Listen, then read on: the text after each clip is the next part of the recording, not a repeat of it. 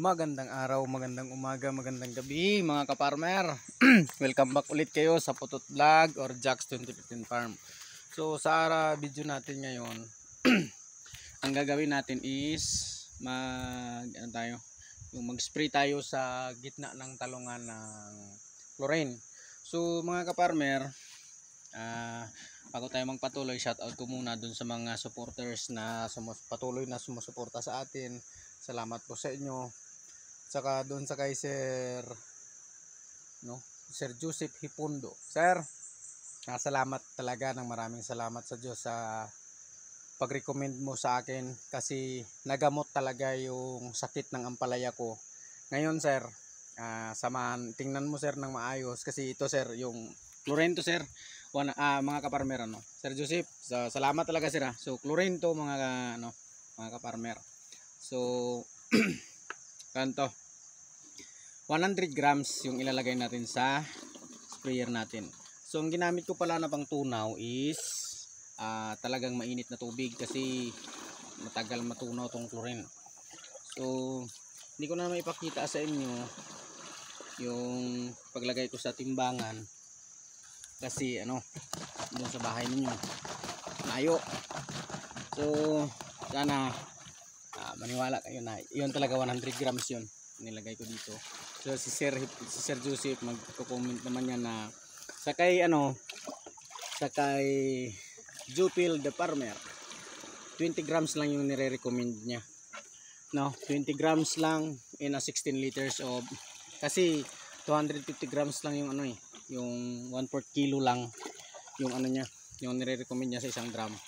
So ito naman kasi itong sa atin is malala masyado yung area, kasi nga nagtanim tayo ng atsal dati. So lala masyado yung punggos, kasi naapektuhan yung talong natin, kasi isang linya lang yung yung inisprehan ko ng 2 beses na, parang umakyat dun sa may mga bunga. Kaya ngayon papakita ko sa inyo paano ako mag-spray, sa kabilang patunay na rin na nag-i-spray ako sa dahon. So wag nyong gayahin mga kaparmer, pag alanganin talaga. Pag mayroon kayong duda, wag nyong subukan. Hayaan yung tanim ko ang masira, kasi ako naman yung yung nag-iimbento nito. Tingnan natin kung na-mix ba ng maayos. Okay, na-mix ng maayos. So wag nyong subukan, baka masira buhay nyo sa sinasabi ko dito. So tingnan nyo lang, abangan nyo lang din. Kayo yung magpasya kung kinakailangan, kasi malala talaga masyado. Dito yung karanasan ko buhat muna tayo. Okay. Bigat sprayer. Yung naranasan ko na pagka pasok ng anthracnose at saka lapnos sa ating anthracnose talaga. Grabe yung atsal na yun. Ang dami kong atsal, pero lahat palpak. Tapos nag-ampalaya ako dati, hindi rin tumagal, kasi nilapnos din kaya nung nasa video natin. So mula nung nag-try ako na mag-spray nung nakaraang biyernes yun,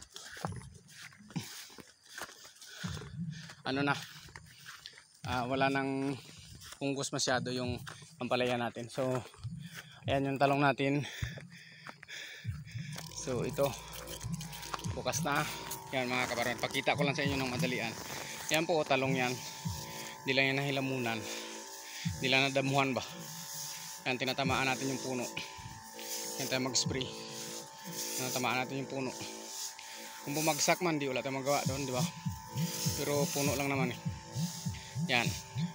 Sana po makita nyo talong, puno ng talong yan.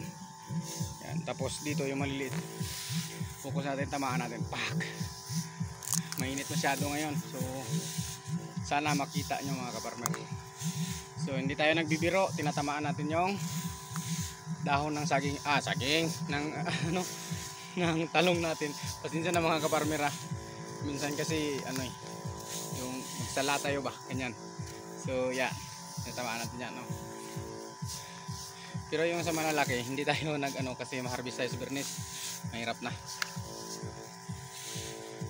Hindi tayo muna mag-spray dyan. Mayroon kasi akong pinurob doon na walang bunga naman yun. So yan. Ano. Mula nung nag-spray ako, naglinis talaga yung ano niya. Mabilis tumubo. Yan. So yun lang mga kaparmer, bilang patunay. Yung laman ng sprayer ko ngayon, sa awa ng Diyos, hindi ako nagsisinungaling.